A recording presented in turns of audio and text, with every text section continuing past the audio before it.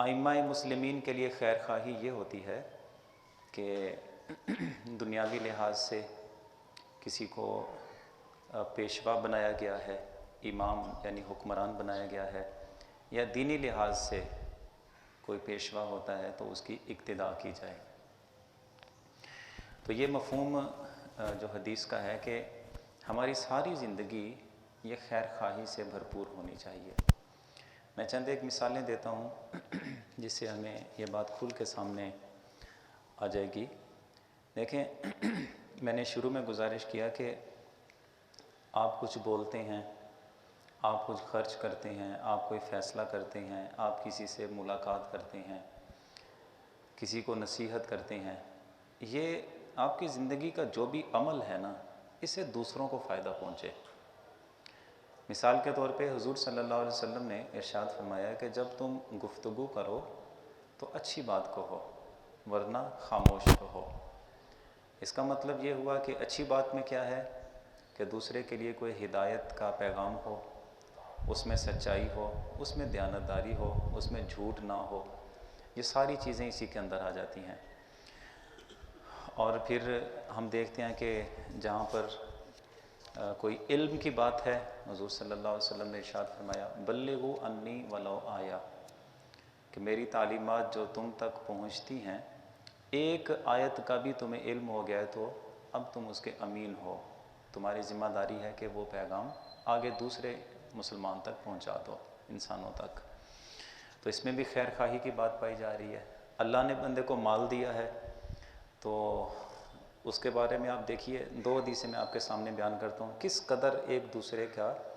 ہمدرد بننے کا حکم دیا گیا۔ حضرت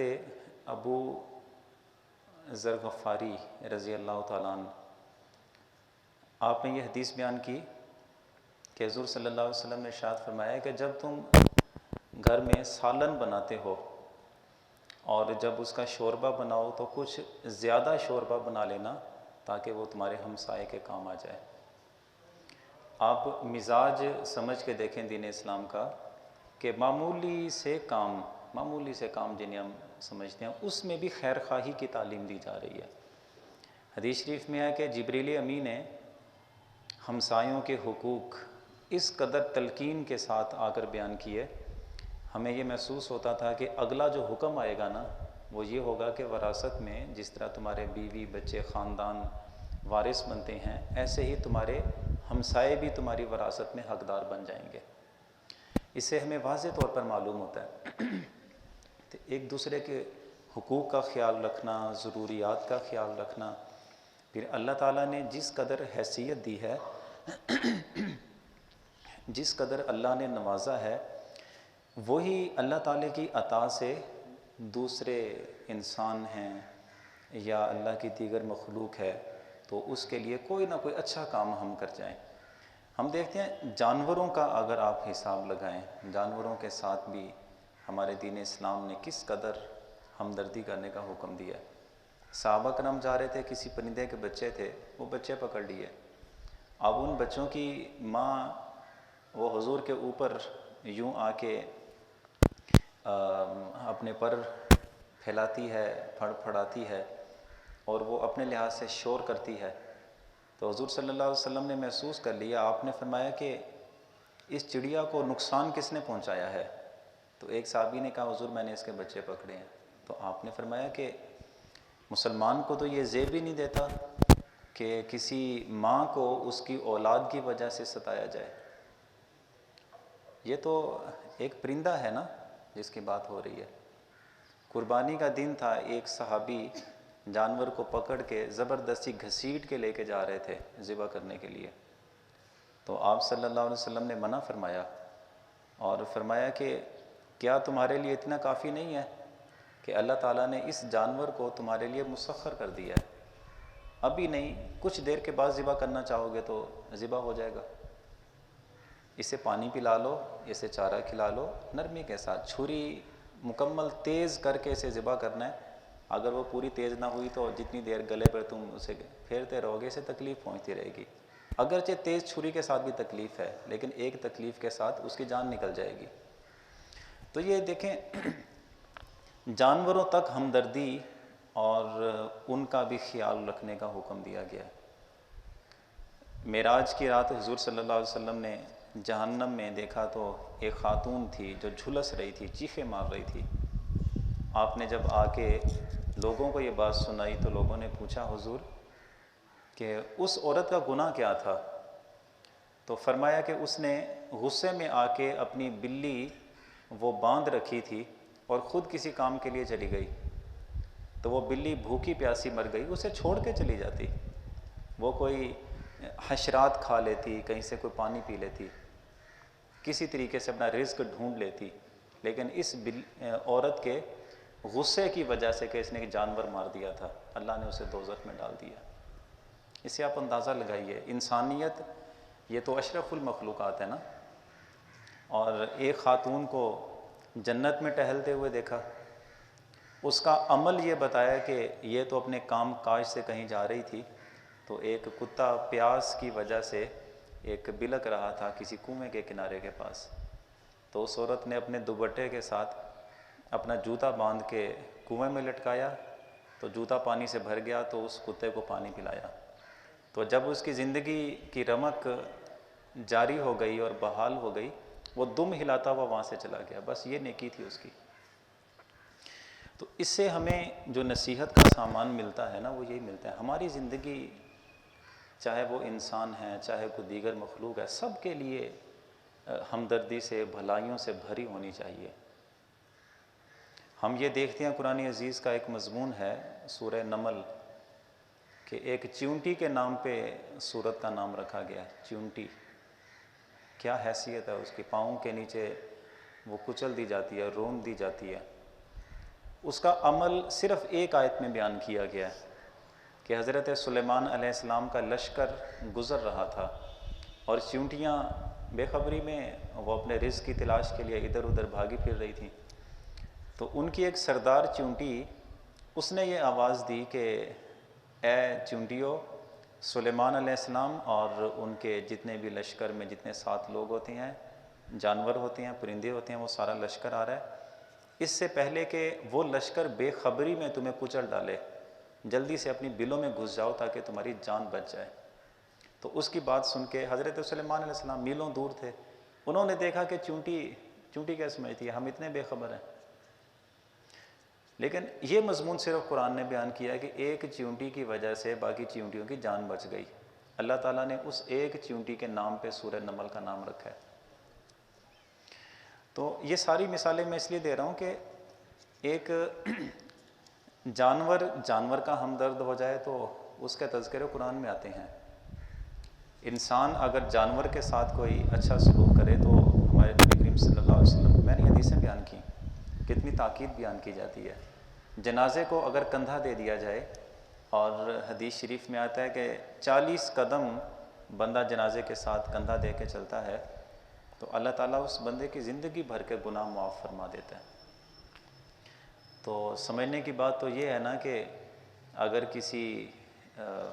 مرے ہوئے کو سہارا دے دیں تو اس سے گناہوں کی بخشش ہوتی ہے، تو زندہ کو سہارا دے تو کتنی فضیلت ہوگی اس کی۔ تو اس لیے کوشش کرنی چاہیے کہ اپنے قول سے، اپنے فعل سے، اپنے اخراجات کی جتنی بھی ایک ترتیب ہوتی ہے اس سے، یعنی زندگی کے ہر عمل سے دوسروں کو فائدہ پہنچے۔ اس کی صورتحال کیا ہو سکتی ہے، چند ایک چیزیں میں آپ کے سامنے گزارش کیے دیتا ہوں کہ مثال کے طور پہ اگر کسی بندے کا عقیدہ درست نہیں ہے، کسی بندے کے اندر بد عملی کا رجحان پایا جاتا ہے، نیک اعمال کا رجحان اس کے اندر نہیں ہے، اخلاقی لحاظ سے وہ بندہ ٹھیک نہیں ہے، تو سب سے پہلے آپ ایک نیت اپنی متعین کریں، بالفرض اس کی جگہ پر میں ہوتا اور میرا عقیدہ اسی طرح خراب ہوتا، یا اس بندے کی جو صورتحال ہے یہ سیم میری ہوتی، میرا عمل اسی طرح خراب ہوتا، یعنی بے نمازی والی زندگی ہوتی، روزوں سے دور، عبادتوں سے دور، نیک اعمال سے دور، اس کی جگہ پر میں ہوتا اور مجھے کوئی بھی نہ سمجھاتا، یوں ہی مجھے فراموش کر دیا جاتا، کیا بنتا؟ تو اس لیے آپ کے عمل دخل سے اگر کسی بندے کا عقیدہ ٹھیک ہو جاتا ہے، کسی بندے کا عمل ٹھیک ہو جاتا ہے، اور اگر کسی کے اخلاق ٹھیک ہو جاتے ہیں، اور قیامت کے دن جب اس بندے سے اس کی زندگی کے حساب کتاب لیے جا رہے ہوں، اور اس کا عقیدہ بھی درست نکلے، اس کا عمل بھی درست ہو، اس کا اخلاق بھی درست ہو، تو ایک حدیث شریف کے حوالے سے میں بیان کر دیتا ہوں کہ اس کے ساتھ نیکی کرنے والے کے ساتھ کیا سلوک ہوگا۔ بہت سے لوگ اس طرح کے ہوں گے جن کے لیے جہنم میں جانے کا حکم ہوگا، اور بہت سے ایسے ہوں گے جن کے لیے جنت میں جانے کا حکم ہوگا۔ اب ایک آدمی وہ دیکھے گا ایک جنتی آدمی کو، تو اسے پہچان لے گا، یہ دنیا میں تو ہماری ملاقات ہو چکی ہے۔ اس کے پاس جائے گا اور اس سے کہے گا کہ صاحب آپ کو معلوم ہے نا کہ دنیا میں ایک دفعہ آپ نے عبادت کے لیے وضو کرنا تھا، تو میں نے آپ کو وضو کا پانی لا کے دیا تھا۔ وہ پہچان لے گا، ہاں جی آپ نے وضو کا پانی لا کے دیا تھا، تو حضرت آپ تو جنت میں جا رہے ہیں، لیکن میری بد نصیبی کہ میں جہنم کا مستحق ہوا۔ وہ جو جنت کا مستحق ہوا وہ اللہ کی بارگاہ میں دعا کرے گا، باری تعالیٰ اس بندے نے میرے ساتھ نیکی کی تھی، تو لہٰذا اس بندے کی میں سفارش کرتا ہوں کہ اس کو جہنم میں نہیں، اس کا ایمان تو ہے نا، لیکن اپنے کسی گناہ کی سزا بھگتنے کے لیے دوزخ میں جا رہا ہے، میں دعا کرتا ہوں باری تعالیٰ اس کو جہنم میں نہیں، اس کو جنت میں داخل کیا جائے۔ اس بندے کی سفارش کی وجہ سے وہ جو جہنم کا مستحق ہو چکا تھا اس کے جنت سے خلاصی ہو جائے گی۔ تو یوں ہمیشہ یہ کوشش کرنی چاہیے کہ دوسروں کے کام آ جائیں۔ ہم جس وقت کسی کو سمجھانے کا جو ایک طرز ہے نا، ہمارا کیا ہوتا ہے کہ ہم کسی کو سمجھانے سے پہلے نا خود ایک ٹارگٹ متعین کرتے ہیں کہ میں نے اس کو 1 دفعہ سمجھانا ہے، یا میں نے اس کو 2 دفعہ سمجھانا ہے، یا بندہ کہتا ہے یار میں ہوں آخری باری گل کرنی ہے، اس تو بعد میں انہوں نے سمجھانا۔ آپ کو یہ حق کس نے دیا ہے کہ آپ ٹارگٹ متعین کریں؟ آپ ایک ہدف متعین کریں کہ اس کو میں نے 2 دفعہ 3 دفعہ 4 دفعہ کتنی دفعہ سمجھانا ہے میں نے۔ جب تک اس کی سانس میں سانس ہے، آپ کی سانس میں سانس ہے، کبھی بھی یہ سمجھانے کا، دوسرے کے لیے خیر خواہی کرنے کا عمل ختم نہیں ہونا چاہیے۔ ابو جہل اور اس کے 70 کے قریب لوگ جب بدر میں مارے گئے تھے، تو جس وقت ان کے لیے سب کے لیے حکم ہوا کہ ان کو اٹھا کے وہ ایک گڑھے میں کنویں میں ڈال دیا جائے، تو اس وقت حضور صلی اللہ علیہ وسلم آنسو بہا رہے تھے جب ابو لہب کی لاش پھینکی جا رہی تھی کنویں میں۔ تو ایک بندے نے کہا کہ حضور یہ تو کفر کی حالت میں مر گیا۔ آپ نے فرمایا کہ کتنا خوبصورت چہرہ اور سرداری اور مالداری، کاش یہ بندہ مسلمان ہو جاتا، یہ مسلمان ہو جاتا، سرخرو ہو جاتا اپنے رب کی بارگاہ میں۔ یہ جذبہ ہونا چاہیے۔ میں اس کے لیے ایک بہترین مثال پہلے بھی دیا کرتا ہوں۔ حضرت داؤد علیہ السلام جن کے بارے میں ہم نے پڑھا ہے کہ 70 زبانوں میں 70 لہجوں میں زبور کی تلاوت کرتے تھے، 70 لہجوں میں، اور جس وقت لہجے بدل بدل کے تلاوت کرتے تھے زبور کی، کیا پرندے ہیں، کیا جانور ہیں، ہوائیں بھی رک جایا کرتی تھیں، ایک سناٹا طاری ہو جاتا، وجد طاری ہو جاتا مخلوق پہ جس وقت ان کی تلاوت ہوتی تھی۔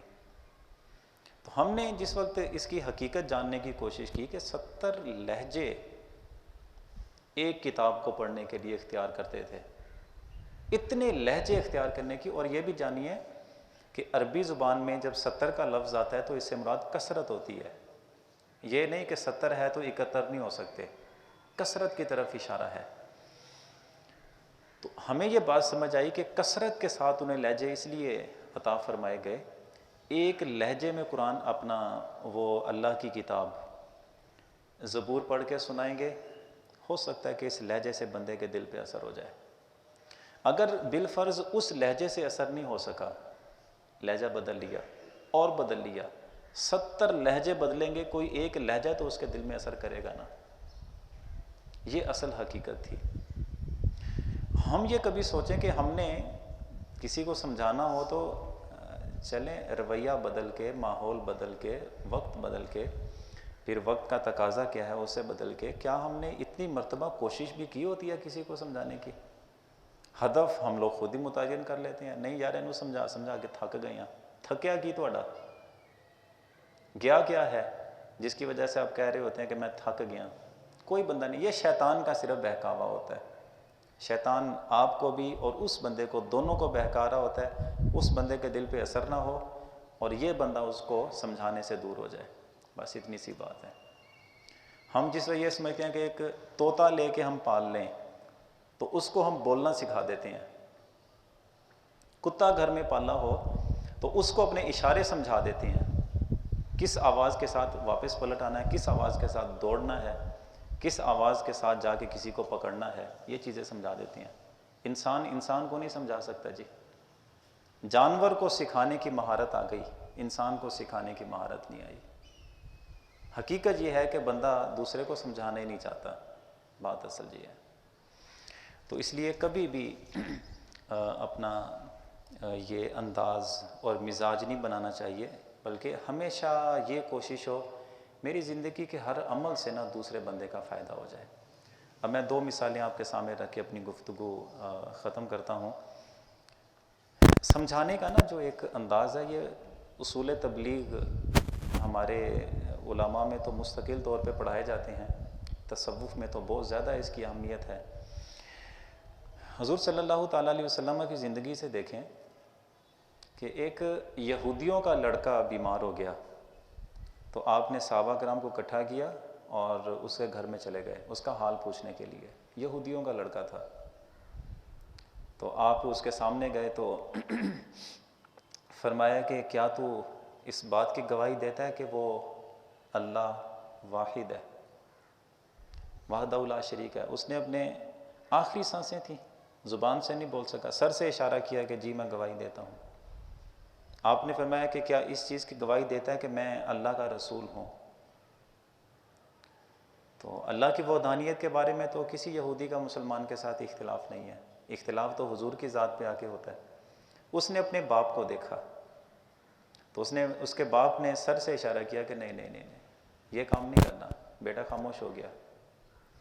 تو پھر حضور نے دوبارہ فرمایا کہ کیا تو اس بات کی گواہی دیتا ہے کہ میں اللہ کا نبی ہوں؟ تو اس کی آخری سانسیں اور اس کی حالت دیکھ کے اس کے باپ کو ترس آ گیا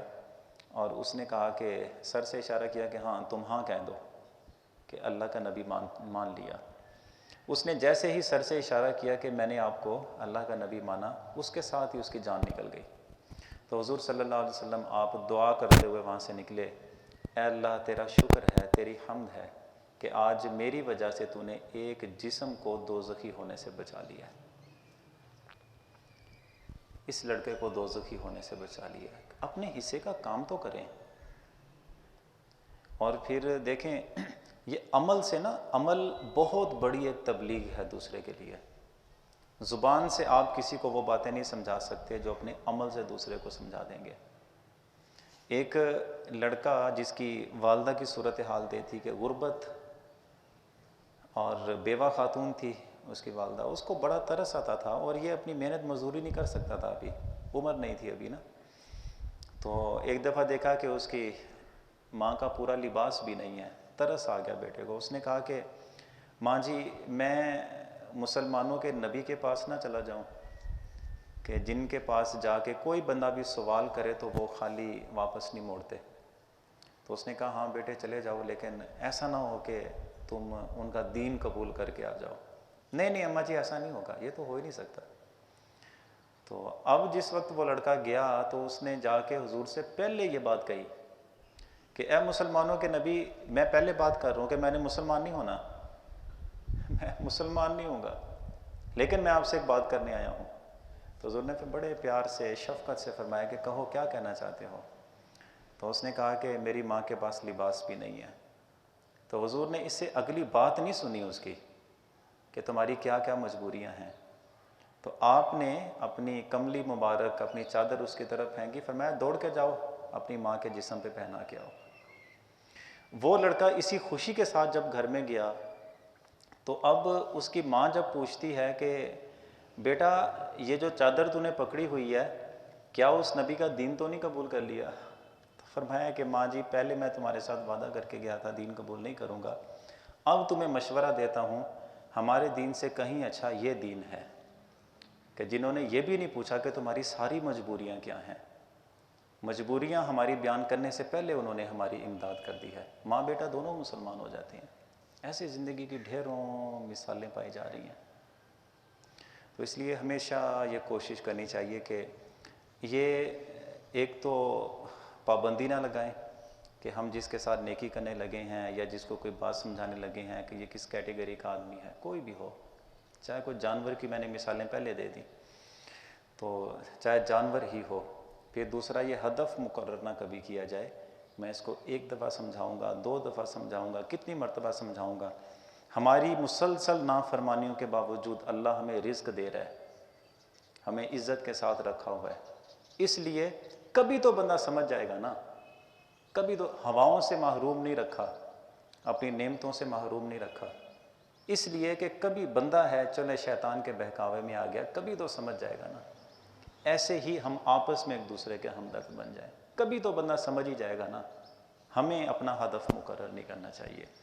یہ جو تعلیمات، یہ باتیں ہم سیکھتے ہیں، سمجھتے ہیں، اللہ سے دعا کرتے ہیں کہ اللہ تعالی ہمیں عمل پیرا ہونے کی توفیق عطا فرمائے۔ وآخر دعوایا